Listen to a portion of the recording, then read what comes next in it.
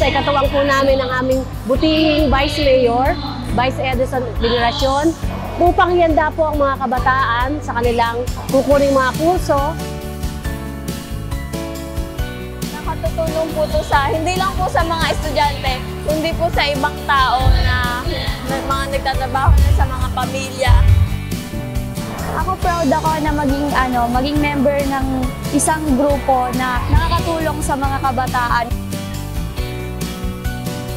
Para sa akin po, natutuwa ako kasi gaya ko sa course ko, magagamit ko siya, ganyan, na yung kung paano ba, yung kasing seminar na to, at least alam ko kung paano ako makikiharap sa mag-interview sa akin for the future.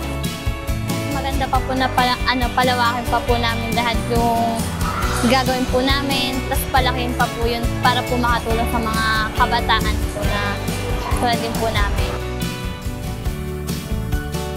I learned from this seminar that it could be an application for us students to be well prepared for the job. You need to learn how to manage your stress and your time po as a student and as an employee din po.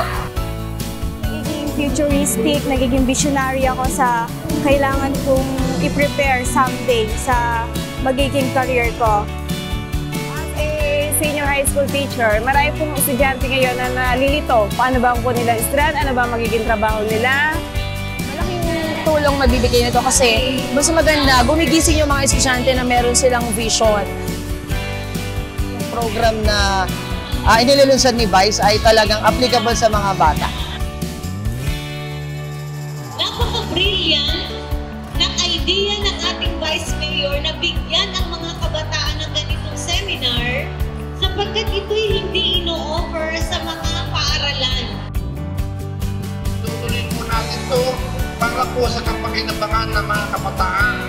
Kapakinabangan ninyo para makatulong po ang inyong lingkod, Kuya Edison, ang ayos at higit sa lahat, malaman ninyong mga kabataan kung saan na kayo pupunta after graduation.